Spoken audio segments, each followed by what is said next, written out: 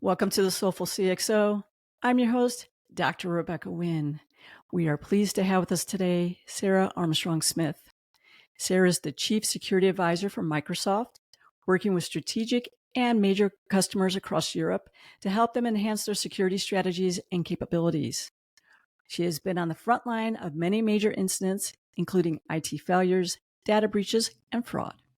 She's a fellow of the British Computer Society, recognized as one of the most influential, inspiring women in technology, a highly sought after speaker, writes numerous articles, and has written 2 books: Effective Crisis Management, a robust A through Z guide for demonstrating resilience by utilizing best practices, case studies, and experiences, and her latest book, Understanding the Cyber Attack Mindset, Build a Strategic Security Program to Counteract Threats.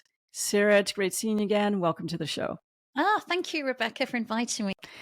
It's interesting when we talk about instant response disaster recovery and business continuity, and in companies, they always want to treat them separately, but I think they all tie in together. How do you recommend companies to take a look at that? 'Cause without business continuity, there is no true enterprise risk management, and there's no true, I would say, long-term recovery from incidents and disaster recovery. How should they be viewing that more holistically to get out of them quicker and actually be able to save your company in a lot of instances? Well, I think the really key thing is that people seem surprised when we have major incident. So I remember to 9/11, and people talk about black swan events. So these events are so big, of such magnitude, they could never have been predicted. No, I don't believe that. I don't believe in black swan events whatsoever. And actually, one of the things that even when I was a kid, I started reading public inquiry reports. And the first one I got interested in was when I was 12 years old. And it was the public inquiry as a result of Piper Alpha. It's very similar to Deepwater Horizon, big oil rig in the North Sea that exploded, killed people. And the public inquiry report really was very interesting to me that, these are major incidents don't just happen from nowhere. There's always a story, there's always a trajectory, miss warning signs, reports that have gone wrong. It's all kind of hinges on the culture of the organization. And it kind of just really dawned on me with regards to the fact that how bad does it have to get before we take proactive action?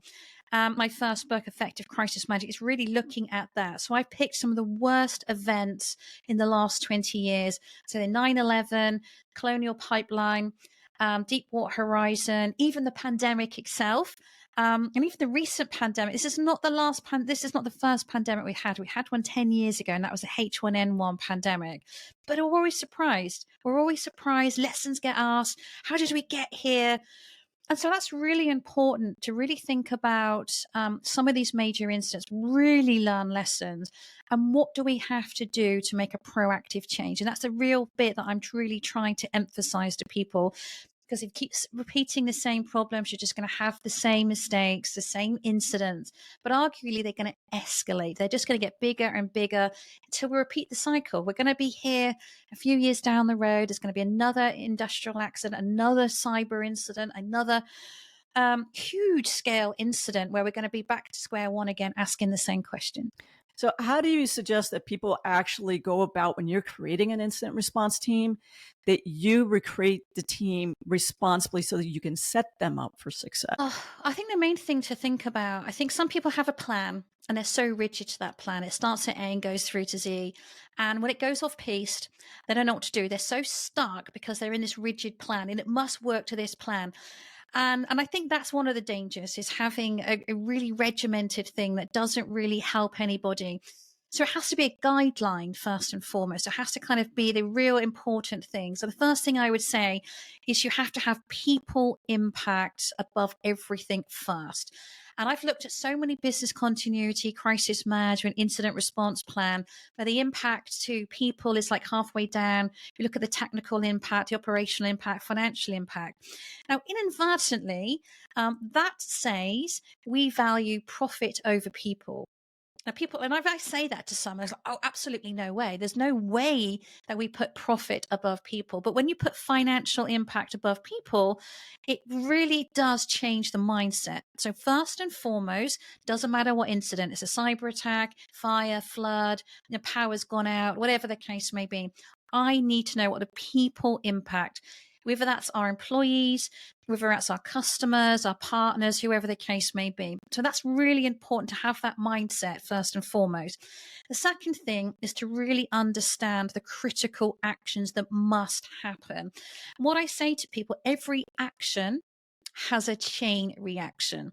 And there's a big difference between no action and inaction. Inaction is doing nothing, and no action is a deliberate choice to do nothing. So, whatever that is, whatever that action is that needs to happen, do you have the right information available to make that decision? If you don't, how are you going to get it? Because ultimately, you can only make a decision based on what you know at the time. Now, it may be that in hindsight, when you look back, you do a post incident review, that was absolutely the worst decision you could have made. But again, there's a lot of lessons to be learned there about who has the information. Are they aware of the information? So I'll give you a good example of ransomware attack. One of the kind of the key considerations, we're not going to pay. We've got backup tapes. We're going to go to backup tapes. So just saying we're going to go to backup tapes is only part of the equation. So I need to know, what backups have I got? What does it cover? When was the last time it was tested? Is it successful? Does it enable me to do a full rebuild? Because a lot of backup tapes will just be the odd file or the odd system. Can I recover end to end? Are those backups protected? Are they part of the ransom? And so all of these what if, a lot of these questions, I don't want to be figuring those questions out when I have a ransomware attack. The threat actor is all over me, the media's on me, the regulators on me, I've got angry customers. So I need to have done my due diligence in advance. I need to kind of preempt what you're going to need to know, who needs to know, and who is making the decision ultimately. So is this a hierarchical decision? Does it have to go all the way up to the top? Someone makes a decision, it goes all the way back down again. Are we making it by committee? And therefore, who needs to kind of be involved in that? Now, as you said as well, if I take someone out of the equation, they're on holiday, they're on leave, they're sick, who's empowered to make that subsequent decision, and do they understand that? So when we think about those decisions, we're not just thinking about the first decision. We need to know what the knock-on effect is. So if we're going about to cause a chain reaction, not only do I need to know the second action, I also need to know the third and fourth. And that's really important. And there may be some things that cannot start until this other thing has finished. And inadvertently, what we're doing through there, if I understand this, I've done my due diligence, I need to understand the critical path. And that's really key in decision making. So when I'm thinking about, we're on the clock, if I'm going to justify shutting the entirety of internet banking down, for example, the minute I pull the plug, everyone's going to know about it. I'm going to have social media. I'm going to have people who are angry. The regulator's going to know. It's going to be picked up by the media. So I then have to have all of my ducks in a row with, am I prepared? Have I got all of that into play? Because once you've made the decision, it's very hard to take it back. You've started on this trajectory, you've started on this plan.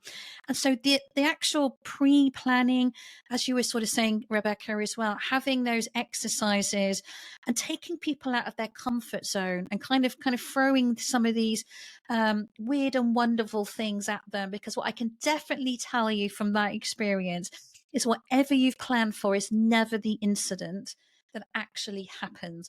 It's going to go so off piece that you're probably going to be relying on your plan B, C, whatever the case. And so we're going to have to kind of think about all of those different things combined and make sure that people are confident in their ability, and they're empowered to make the decisions, ask the questions, and don't just kind of go to this rigid plan, as I said. Yeah, we see that quite a bit. And the one thing that always gets me with really, I say we see a lot of startups, middle-sized companies, is not even knowing your security architecture. It's hard to protect what you don't know. And I tell people, if you don't know your architecture, what ports, protocol services are open, what should be allowed in your network, outside your network, it's really hard to literally even start on that plan. And I see people put that off regularly. Is that what you see too? What would be like the top 3 things that you think companies really need to have in place so you can be better prepared for this instance to even know who to even call, right? Exactly. And I think there are so many lessons learned from other organizations who have been through this. And I think it's easy to kind of say, oh, why would they attack me? The answer is, why wouldn't they attack you? So the first thing is to have that assume compromise, that assume failure mindset that we were talking about. So the best will in the world, the technology, you might have outsourced all the training, you still have to assume a threat actor is going to be able to get in. And if they can get in, what can they do?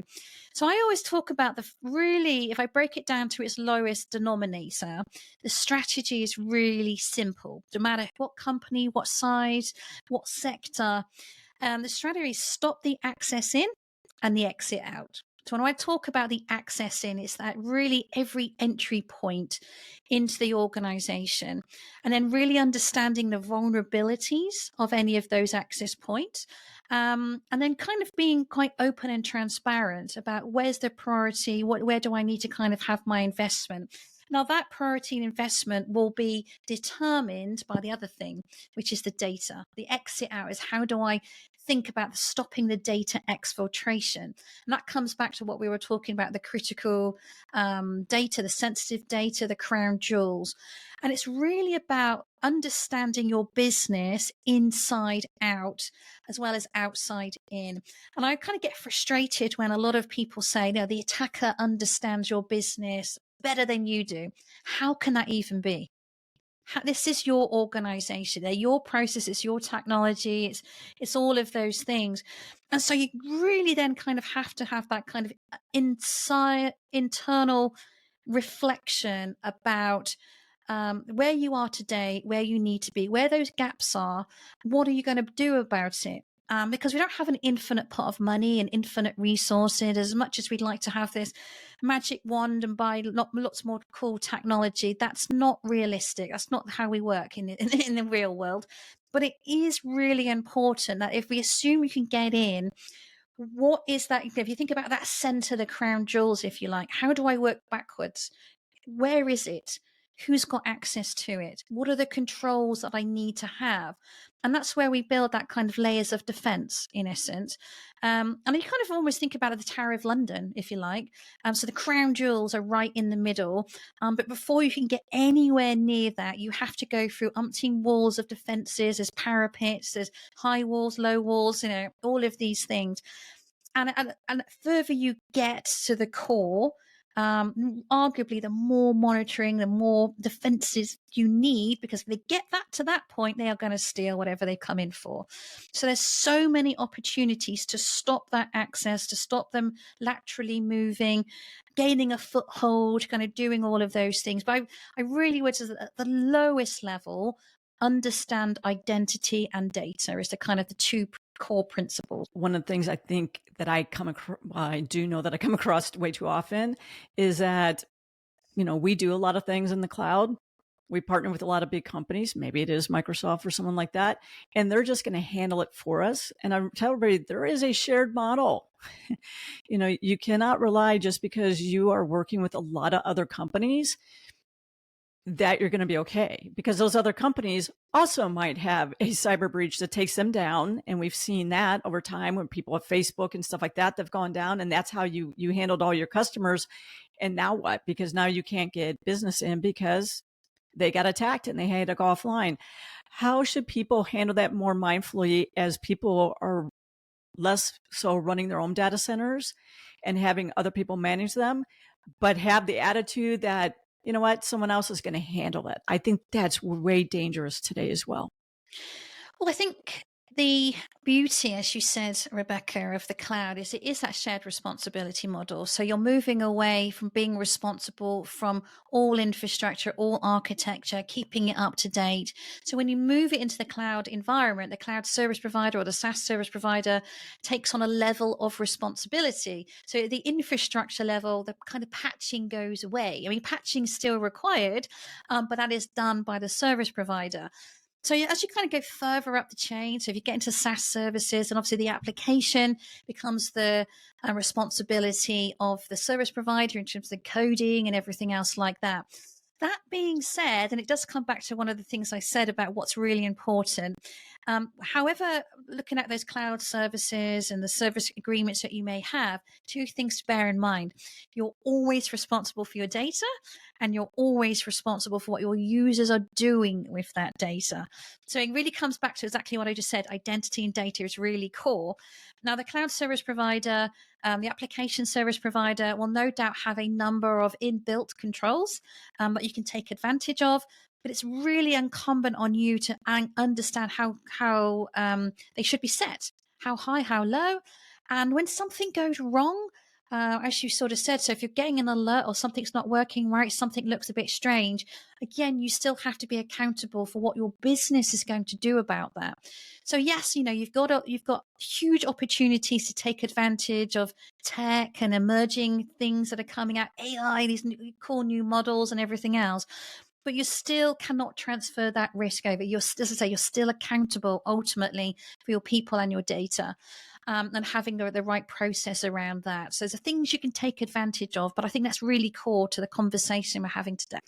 Well, unfortunately, our time has totally run short. I want to thank everybody for joining us today. Please go ahead and make sure you like, subscribe, and share this, and give us your comments and tell me who else you might like to have on the show. Also, please subscribe to the Soulful CXO Insights newsletter that is out on LinkedIn. Read through the description of the show where you can have Sarah's contact information. You also have links to her books as well. Sarah, thank you so much for coming on the show. You're an inspiration, and I love having strong, great women here in technology. And thank you for being a role model for all of us women. That's been an absolute pleasure. Thank you, Rebecca.